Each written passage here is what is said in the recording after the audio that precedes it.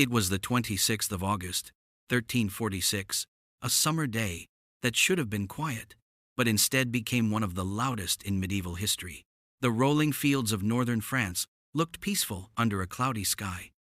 Farmers had harvested early that year, and the air smelled of wheat and rain.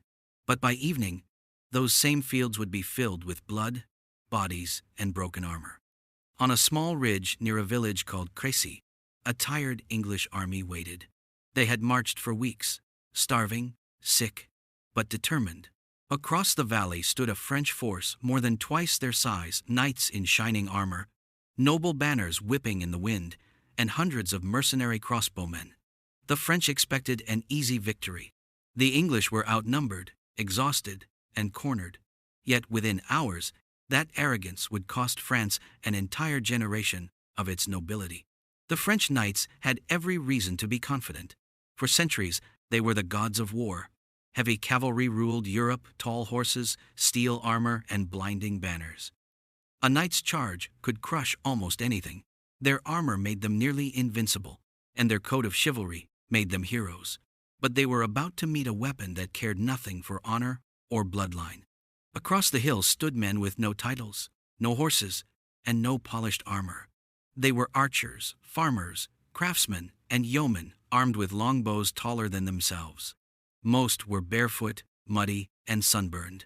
Yet each could draw a bow that required the strength of a modern-day athlete. These men had trained since childhood, pulling bows so strong they warped their bones and built muscles like cords of rope. The longbow wasn't elegant, but it was terrifying. The English longbow could fire an arrow over 200 yards and penetrate armor at close range. It could shoot 10 or more arrows in a single minute, faster than any crossbow, faster than any man could run. And when hundreds of archers loosed their strings at once, the sound was like thunder, a humming storm of death. King Edward III understood this power better than anyone. He wasn't a reckless commander. He planned carefully. When he reached Crecy, he didn't run or hide. He picked his ground like a hunter choosing a trap.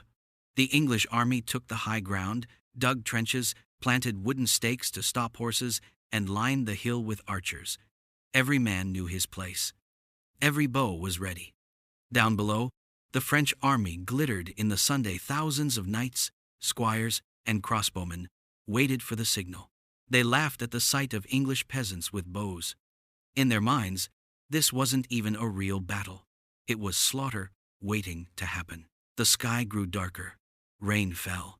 Then came silence, the heavy, sharp kind that happens right before something terrible.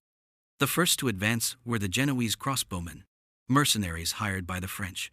They raised their bows and tried to fire, but the rain had soaked their bowstrings, ruining their range.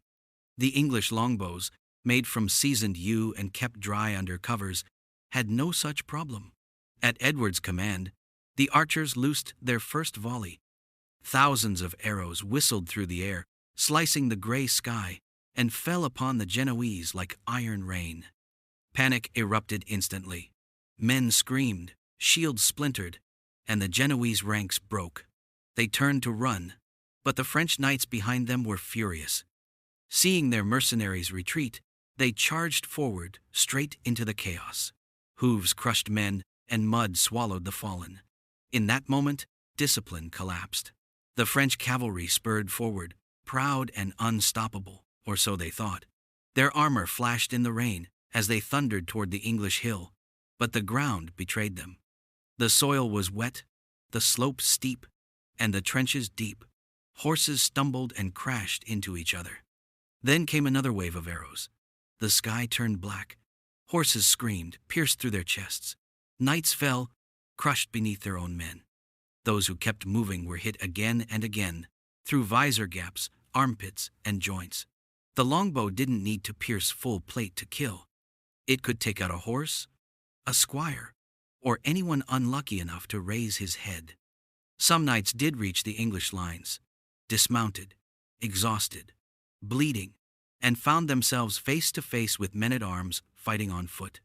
The English weren't glamorous, but they were organized and deadly. Swords and maces met in the mud. The French fought bravely, But every charge ended the same way: broken bodies, shattered armor, and retreat. Wave after wave came forward. The English didn't chase. They stood firm, firing until their fingers bled. By late afternoon, the valley had turned into a graveyard. Among the fallen was one of Europe's most famous figures, King John of Bohemia. He was old and blind, but refused to sit out the battle. When he heard his allies retreating, he ordered his men to tie their horses together so he could ride into the fight. They obeyed. He rode into the storm of arrows, swinging blindly with his sword until he was cut down. Later, the English found him surrounded by his loyal knights, all dead, still tied together by their reins. As the sun set, the French army was shattered. Mud covered the once shining armor. The banners of France lay trampled in the dirt. The screams of the wounded filled the night air. The English lit fires, counted their dead, and realized there were hardly any. While thousands of French nobles lay lifeless, the English had lost only a few hundred men. That day, the myth of the invincible knight died in the mud of Crecy. News of the defeat spread fast. Across Europe, kings and nobles couldn't believe it. The flower of French chivalry gone, destroyed by peasants with sticks and string. But this wasn't just a battle lost. It was a new world being born.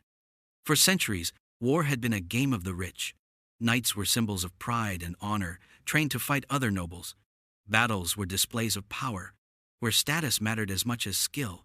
But now, a single archer, a man with no title and no fortune, could decide the fate of a nobleman in seconds. A few hundred arrows had done what no army of knights ever could, made the old ways look foolish. Over the next decades, the pattern repeated. At Poitiers, English archers struck again. At Agincourt, they destroyed a French army 5 times their size. Every time, mud and arrows defeated pride and armor. The knight still existed, but his age of dominance was gone. Of course, the longbow didn't kill knighthood overnight.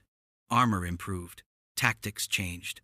Gunpowder would later finish what the archers had started. But Crecy marked the moment when the balance shifted, when courage alone wasn't enough, and technology began to matter more than bloodline. Imagine the shock of it all. A peasant from a muddy village could bring down a noble with a weapon he'd practiced since childhood. The longbow turned social order upside down. It gave power to men who had none, and forced kings to rethink what an army meant. By the time dawn rose over the fields of Crecy, the English soldiers were packing their gear, leaving behind mountains of corpses and shattered armor. They didn't know they had just changed history, but they had. That single afternoon proved that war belonged no longer to nobles in shining armor, but to skill, discipline, and strategy. The longbow became the equalizer of the Middle Ages, the weapon that made kings cautious and knights obsolete. And all it took was one storm of arrows, one muddy hill, and one group of determined Englishmen who refused to bow.